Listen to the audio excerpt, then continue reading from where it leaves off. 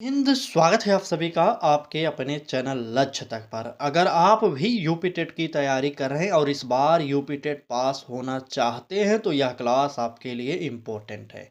अगर आप पेपर 1 की तैयारी कर रहे हैं तब भी ये क्लास आपके लिए उपयोगी होगी और 2 की तैयारी कर रहे हैं तब भी यह क्लास उपयोगी होगी, क्योंकि सिलेबस आपका सेम है यूपी टेट का पेपर 1 और पेपर 2 का। आज की क्लास होगी हिंदी व्याकरण की। यहाँ पर हम कुल मिलाकर 60 प्रश्नों की चर्चा करेंगे और पैटर्न वही होगा। एक प्रश्न एमसीक्यू का होगा, उसके बाद उस दूसरा टॉपिक आ जाएगा। नेक्स्ट प्रश्न आएगा, देखिए दूसरा एमसीक्यू है विलोम शब्दों से, यहाँ से दो आएगा और अलग से प्रश्न, उसके बाद अगला टॉपिक आ जाएगा। कुल मिलाकर वन लाइनर और एमसीक्यू का मिक्स क्वेश्चन आज हम आपको प्रोवाइड करने वाले हैं।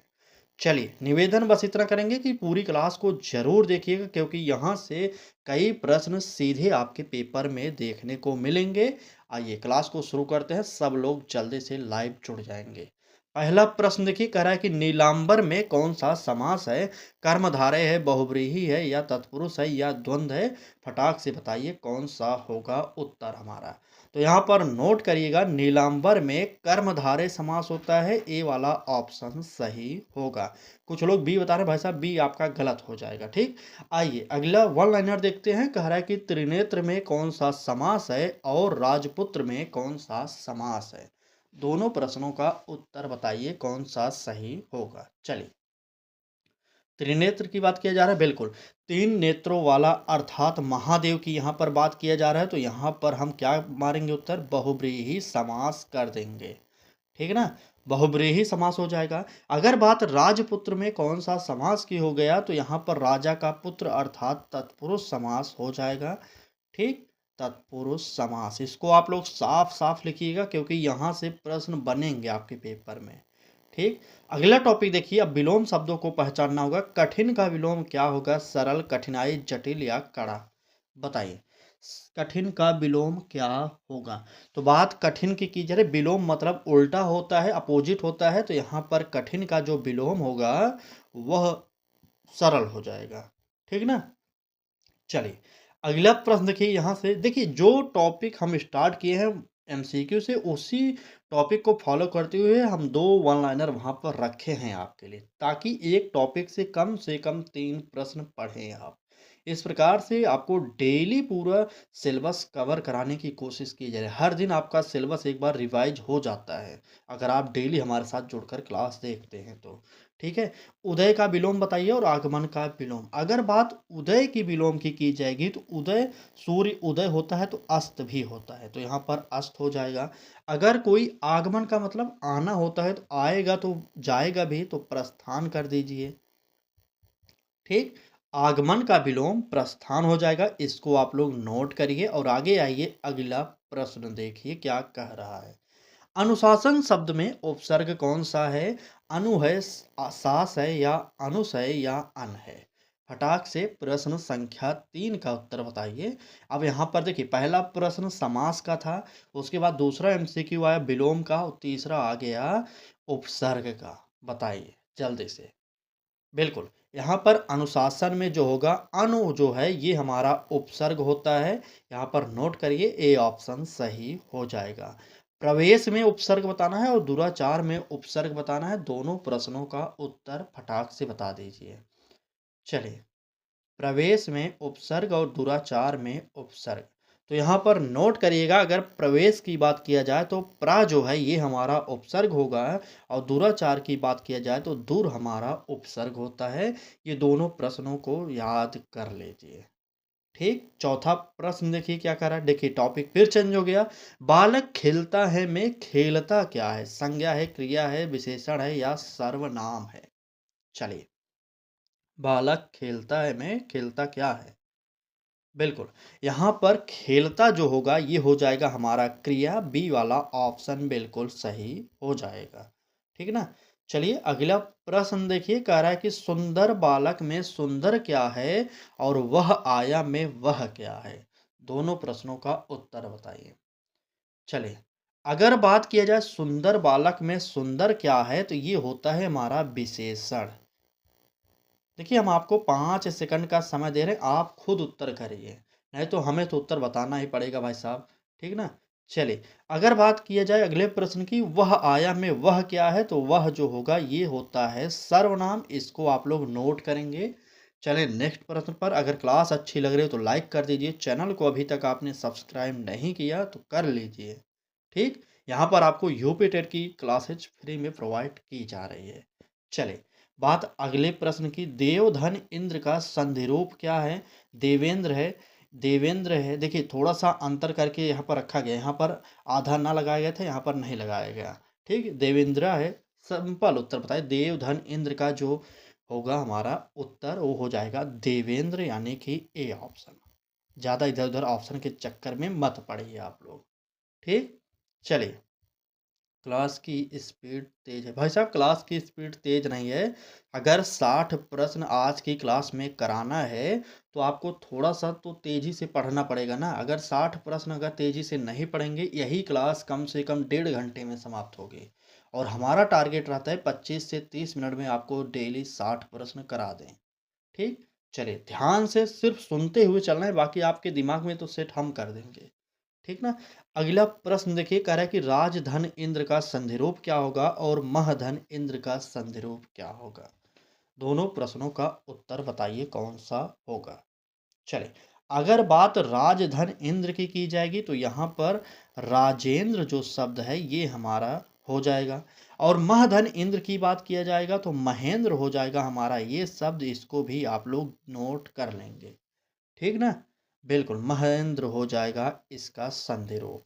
नेक्स्ट देखिए, क्या नायक का स्त्रीलिंग क्या होगा, बताइए। नायक का स्त्रीलिंग की बात किया जाए तो नायिका हो जाएगा हमारा। ए वाला ऑप्शन सही हो जाएगा। ऑप्शन में मत पढ़िए कुछ प्रश्नों का, देखिए यहाँ पर आप भटक जाएंगे अगर ऑप्शन पढ़ेंगे तो। चले, बात अगले प्रश्न की जाए। कह रहा है कि अध्यापक का स्त्रीलिंग लिखिए और गायक का स्त्रीलिंग लिखना है। बताइए, अध्यापक का सबसे पहले बताइए, सभी लोग कमेंट करिए, बताइए। बिल्कुल, देखिए अगर बात अध्यापक की जाएगी तो यहाँ पर उसका अध्यापक का अध्यापिका हो जाएगा स्त्रीलिंग में। ठीक, अध्यापिका।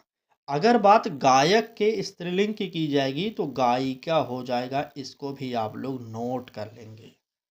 ठीक ना, बिल्कुल गायिका हो जाएगा यहाँ पर, इसे नोट करिए और आगे आइए। अगला प्रश्न देखिए क्या कह रहा है। बालक का बहुवचन क्या होगा? बालके होगा, बालको होगा, या बालका होगा, या बालके होगा। बताइए। प्रश्न संख्या 7। अगर बात बालक के बहुवचन की जाएगी तो हमारा बहुवचन बालक का होता है बालको, यानी कि बी वाला ऑप्शन बिल्कुल सही हो जाएगा। चले आगे बढ़े, आइए। लड़का का बहुवचन लिखिए और किताब का बहुवचन लिखिए। दोनों प्रश्नों का उत्तर बताइए।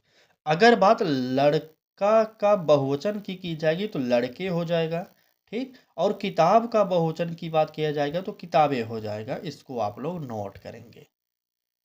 ठीक है ना, चले आगे बढ़ते हैं, देखते हैं अगला प्रश्न क्या कह रहा है। कहा जा रहा है यहाँ पर कि राम ने सीता को फूल दिया में जो है फूल कौन सा कारक है। राम ने सीता को फूल दिया, इसमें जो है फूल कौन सा कारक है? कर्ता है, कर्म है, करण है, अधिकरण है। कर्ता, कर्म, करण, अधिकरण। हमने आपको बताया था कि कारक चिन्हों को अच्छी तरह से याद कर लीजिए, समझ लीजिए, यहाँ से प्रश्न बार बार बनते हैं। ठीक, तो यहाँ पर प्रश्न संख्या 8 का उत्तर बताइए कौन सा सही होगा। बिल्कुल हमारा बी वाला ऑप्शन सही हो जाएगा। ठीक है, चलिए अगला प्रश्न देखिए। कह रहा है कि राम ने कलम से लिखा में कलम क्या है? कौन सा कारक है? तो कलम जो होगा ये करण हो जाएगा। ठीक, करण कारक। चलिए, मेज पर किताब है में यहाँ पर मेज कौन सा कारक होगा? तो मेज जो होगा यहाँ पर अधिकरण कारक हो जाएगा, मेज। ठीक, अधिकरण इसको बना लीजिएगा कारक। चलिए, अधिकरण कारक यहां से सही करिए और नेक्स्ट पर चलिए। क्या प्रश्न पूछा जा रहा है? पर्वत का पर्यायवाची। आप देख रहे हैं एक भी टॉपिक छूट नहीं रहा है। डेली इसी प्रकार से आपको पूरा सिलेबस एक बार रिवाइज करा दिया जाता है। अगर आप भी चाहते हैं हमारे साथ जुड़कर फ्री में तैयारी करना तो जुड़ जाइए। अभी देखिए कितना समय हुआ, आप खुद देखिए, बहुत ज़्यादा से ज़्यादा 8 से 10 मिनट हुआ होगा। आपको 8 प्रश्न एमसीक्यू और 16 प्रश्न वन लाइनर, कुल मिलाकर 24 प्रश्न मिल गए। तो इस प्रकार से कोई और तैयारी करा रहा हो तो बताइए, और कुछ भी दिक्कत लग रही हो यहाँ से यूपी टेट की क्लासेज में, तो आप कमेंट बॉक्स में ज़रूर बताइए दीजिए कि ये दिक्कत हो रही है। ठीक है ना? चलिए, प्रश्न देखते हैं। कह रहा है कि पर्वत का पर्यायवाची क्या है? गिरी है, नदी है, जल है या वन है? तो यहाँ पर आपको पता होगा कि पर्वत का जो पर्यायवाची होता है वह होता है गिरी ना। नदी, जल, वन ये सब नहीं होता। यहाँ पर ए वाला ऑप्शन बिल्कुल सही होता है। ठीक। चलिए, सूर्य का पर्यायवाची और पृथ्वी का पर्यायवाची, दोनों का पर्यायवाची बताइए। चलिए, सूर्य का पर्यायवाची, बिल्कुल सूर्य का पर्यायवाची रवि आप लोग बता रहे हैं, बिल्कुल नोट कर लीजिए। अगर बात पृथ्वी की जाएगी तो पृथ्वी का पर्यायवाची धरती भी आप लिख सकते हैं। पर्यायवाची का मतलब होता है शब्द अलग हो लेकिन अर्थ एक ही होना चाहिए। ठीक। बिल्कुल, आइए। राम पढ़ रहा है, यह कौन सा काल है? वर्तमान है, भूत है, भविष्य है या आज्ञार्थक है? राम पढ़ रहा है, याद करिएगा, राम अभी पढ़ाई कर रहा है, तो ये हो जाएगा हमारा वर्तमान काल। ए ऑप्शन सही हो जाएगा। इतना प्रैक्टिस करा देंगे ना आपको, पेपर तक यकीन मानिए प्रश्न देखते ही उत्तर टिक करेंगे। ठीक। चले, राम पढ़ेगा कौन सा काल है और राम पढ़ा ये कौन सा काल है? दोनों प्रश्नों का उत्तर बताइए। तो बिल्कुल, अगर देखिए यहाँ पर राम पढ़ेगा की बात किया जा रहा तो कहीं ना कहीं ये भविष्य की बात किया जा रहा है, इसलिए हमारा भविष्य काल हो जाएगा। इसका उत्तर नोट करिए। अगर राम पढ़ा की बात किया जाए तो ये राम पढ़ चुका है, यानी कि भूतकाल हो जाएगा यहाँ पर। ठीक। राम पढ़ा, बिल्कुल पढ़ चुका है यहाँ पर, भूतकाल। चलिए, तेज शब्द का विलोम क्या होता है ये आपको बताना है। मंद होगा, कठोर होगा, छोटा होगा, बड़ा होगा? विलोम अपोजिट आपको चुनना है कौन सा होगा। तो तेज का जो विलोम होता है वह होता है मंद, यानी कि ए वाला ऑप्शन हमारा सही हो जाएगा यहाँ पर। बिल्कुल, ए ऑप्शन सही कर लीजिए। आगे आइए, देखते हैं अगला प्रश्न। सुख का विलोम क्या होगा और लाभ का विलोम क्या होगा?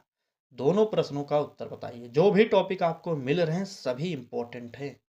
चलिए, जल्दी बताइए। सुख का विलोम, कुछ लोग दुख बता रहे हैं, बिल्कुल सही, दुख हो जाएगा। अगला प्रश्न देखिए, दुख लिख लीजिए। लाभ का विलोम क्या होगा? लाभ का विलोम हानि होता है। इसको आप लोग नोट करिए। चलिए, जो कभी न मरता हो के लिए एक शब्द क्या होगा? अमर होगा, अजर होगा, अटल होगा, अमिट होगा? बताइए, जो कभी ना मरता हो उसे हम क्या कहते हैं? अगर जब कभी नहीं मरेगा भाई साहब, वो तो अमर है ना। बिल्कुल, यही तो होगा हमारा, अमर हो जाएगा। ए वाला ऑप्शन बिल्कुल सही होगा। ठीक ना। अगला प्रश्न देखिए क्या कह रहा है। जो सब कुछ जानता हो के लिए एक शब्द क्या होगा? बताइए। जो सब कुछ जानता हो, बिल्कुल सही, यहाँ पर सर्वज्ञ हो जाएगा। ठीक।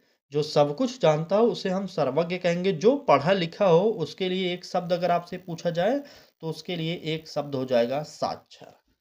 आप देखे होंगे, सुने होंगे कि वह साक्षर है कि निरक्षर है, ये सब पूछते हैं ना। तो बिल्कुल यहाँ पर जो पढ़ा लिखा होता है उसे हम साक्षर कहते हैं। इसको आप लोग नोट कर लीजिए। नेक्स्ट प्रश्न देखिए क्या कह रहा है। मित्रता शब्द में प्रत्यय कौन सा है? ये आपको बताना है। ता है, त्र है, रता है या ता है? बताइए। मित्रता शब्द में प्रत्यय। फटाक से प्रश्न संख्या 13 का उत्तर बताइए कौन सा सही होगा। तो यहाँ पर नोट करिए, मित्रता में जो है ता प्रत्यय होता है। ए वाला ऑप्शन सही होगा। ठीक। मानवता में प्रत्यय और बालपन में प्रत्यय, दोनों शब्दों का उत्तर कमेंट बॉक्स में बताइए। और निवेदन बस इतना करेंगे कि सभी लोग डेली लाइव जुड़िए। सुबह 10 बजे चैनल पर विजिट कर लीजिए, चाहे आपके पास नोटिफिकेशन जाए या ना जाए। ठीक। बिल्कुल, बिल्कुल। तैयारी डेली करिए भाई साहब। अगर आप 24 घंटे में आधे घंटे का भी समय नहीं निकाल पा रहे हैं यूपी टेट के लिए, तो आप परीक्षा कैसे पास करेंगे? आप खुद सोचिए एक बार। ठीक। चलिए, बाकी आपकी इच्छा है, आप स्वतंत्र हैं। अभी आप स्वतंत्र हैं, जिस दिन परीक्षा की घड़ी आएगी उस दिन पछताने के अलावा और कुछ भी नहीं करेंगे आप लोग। चलिए, मानवता में प्रत्यय यहाँ पर बताना है तो ताह प्रत्यय हो जाएगा। बालपन में अगर प्रत्यय बताना होता तो पन जो शब्द दिए गए यहाँ पर ये प्रत्यय हो जाएगा। ठीक। चलें आगे। लाइक कर दिए क्लास को, बहुत अच्छा। चलिए अब पढ़िए आराम से, लाइक कर दिए तो। यहाँ पर कुछ पैसा थोड़ी लगता है, लेकिन आप लोग लाइक ही नहीं करते। चलिए देखिए प्रश्न क्या कर रहा है, जनहित में कौन सा समास है? तत्पुरुष बहुव्रीहि कर्मधारय द्वंद्व। बताइए जनहित में कौन सा समास है? थोड़ा सा जल्दी जल्दी बोलने के चक्कर में शब्द इधर उधर हो जा रहा है। समास बताइए। चलिए जनहित में समास, नोट करिए उत्तर। तत्पुरुष होगा, जन के लिए हित होता है ना, बिल्कुल तत्पुरुष हो जाएगा ए वाला ऑप्शन। चलिए आगे बढ़ते हैं और देखते हैं वन लाइनर में क्या पूछा जा रहा है। वन लाइनर में पूछा जा रहा है दशानन में कौन सा समास होगा और राजमार्ग में कौन सा समास होगा। दोनों प्रश्नों का उत्तर फटाक से कमेंट बॉक्स में बता दीजिए। तो चलिए दशानन में कौन सा समास और राजमार्ग में कौन सा समास। सबसे पहले दशानन की बात किया जाए तो दशानन में जो समास होता है वह होता है बहुब्रीहि। ठीक, बहुब्रीहि समास। चलिए और राजमार्ग में अगर बात किया जाए तो राजमार्ग में जो समास होता है वह होता है तत्पुरुष समास। इसको आप लोग साफ साफ नोट करिएगा। ठीक, दशानन में बहुव्रीहि समास और राजमार्ग में तत्पुरुष समास हो जाएगा। आइए नेक्स्ट देखते हैं, देवधन आलय का संधि रूप क्या होगा। तो यहाँ पर देवालय पहला ऑप्शन आप लोग सही करेंगे। ठीक, बिल्कुल देवधन आलय अगर आपसे पूछा जाए तो देवालय हो जाता है, इसको जानते रहिए। चलिए विद्या धन आलय और महधन ऋषि का संधि रूप दोनों का लिखना है आपको। बताइए विद्याधन आलय, तो बिल्कुल सही, विद्याधन आलय का जो होगा वो हो जाएगा विद्यालय, यहाँ पर इसको नोट करिए। महधन ऋषि का जो होगा महर्षि होगा, इसको भी आप लोग नोट करिएगा। ठीक, महर्षि हो जाएगा। चलिए नेक्स्ट देखते हैं क्या कर रहा है हमारा। प्रश्न संख्या 16 में कहा जा रहा है कि रोना किस प्रकार की क्रिया है। अकर्मक है, सकर्मक है, द्विकर्मक है या प्रेरणार्थक है। फटाक से बताइए कौन सा होगा। चलिए रोना किस प्रकार की क्रिया है, प्रश्न संख्या 16। सब लोग एक तरफ से कमेंट करेंगे और लाइक कर दीजिए, सभी लोग से निवेदन करेंगे। क्लास बहुत लोग देखते हैं लेकिन लाइक करने में पता नहीं क्या हो जाता है आपको। चलिए बिल्कुल, अगर बात रोने की जाएगी तो यह हो जाएगा अकर्मक क्रिया, यानी कि ए वाला ऑप्शन बिल्कुल सही होता है। ठीक, खाना किस प्रकार की क्रिया है और सोना किस प्रकार की क्रिया है। चलिए खाना सबसे पहले बताइए, खाना भाई साहब, खाना खाना बिल्कुल, खाना किस प्रकार की क्रिया है। तो खाना सकर्मक हो जाएगा, इसको आप लोग नोट करिएगा, सकर्मक क्रिया। ठीक, और सोना की बात किया जाए तो सोना अकर्मक क्रिया है, अकर्मक क्रिया, इसको भी आप लोग जानते रहेंगे। यहाँ से यह प्रश्न बन गया। आगे आइए देखते हैं अगला प्रश्न, चंद्रमा का पर्यायवाची पूछा जा रहा है।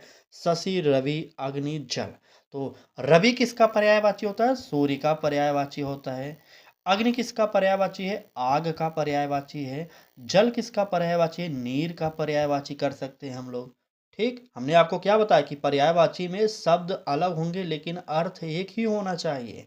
तो यहाँ पर चंद्रमा का जो पर्यायवाची होता है वह हो जाएगा शशि, यानी कि ए वाला ऑप्शन बिल्कुल सही हो जाएगा। ठीक, और बाकी बी सी डी जो ऑप्शन है इनको भी जानते रहिएगा क्योंकि यहाँ से भी प्रश्न बन सकते हैं। अगला देखिए, वायु का पर्यायवाची और आकाश का पर्यायवाची, दोनों को आप कमेंट बॉक्स में लिख दीजिए। तो एक बार चलिए 5 सेकंड का समय लीजिए और दोनों का पर्यायवाची एक बार कमेंट बॉक्स में लिखिए। सभी लोग एक तरफ से लिखेंगे। चलिए कुछ लोग कमेंट कर रहे हैं भाई साहब, बाकी सब लोग सो रहे हैं। चलिए वायु का पर्यायवाची पवन लिखिए और आकाश का पर्यायवाची गगन लिख लीजिए। ठीक ना, बिल्कुल। अभी तक आप लोग कितने प्रश्न पढ़ चुके एक बार कमेंट करिए। तो हर प्रश्न में 3 प्रश्न हो रहे हैं। 18वां प्रश्न की अरे किस प्रकार का अव्यय है, विस्मयादि बोधक, संबंध बोधक, समुच्चय बोधक, क्रिया विशेषण।